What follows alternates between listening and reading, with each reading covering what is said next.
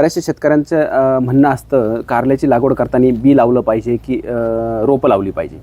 तर माझा त्यावरती अभ्यास असा आहे, ज्यावेळेस आपण बी लावतो त्यावेळेस अनेक बुरशी जमिनीत असतात किंवा अनेक कीटक जमिनीत असतात, ते बी खातात किंवा बुरशीमध्ये ते बी सडतं.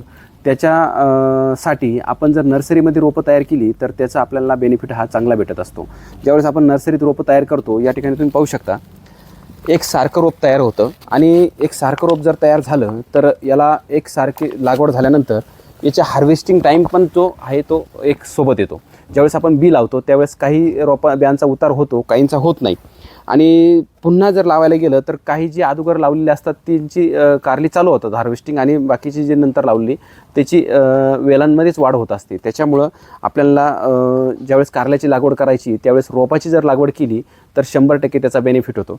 या ठिकाणी तुम्हाला 15 दिवस रोपाची सुद्धा काळजी आपल्याला शेतात घ्यायची नाही, नर्सरीमध्ये त्याची काळजी घेतली जाते. आता शेतकऱ्यांना जर म्हटलं आपण रोपं लागवड ही योग्य राहील तर शेतकऱ्यांचं म्हणणं येतं की त्या रोपांमध्ये आपल्याला कॉस्ट वाढते.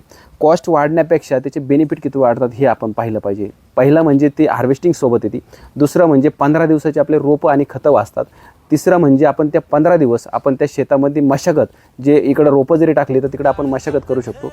अशा पद्धतीने आपल्याला कारल्याची बियापेक्षा रोपं लावलेली सक्सेस राहतात हे शेतकऱ्यांना सांगायचं आहे.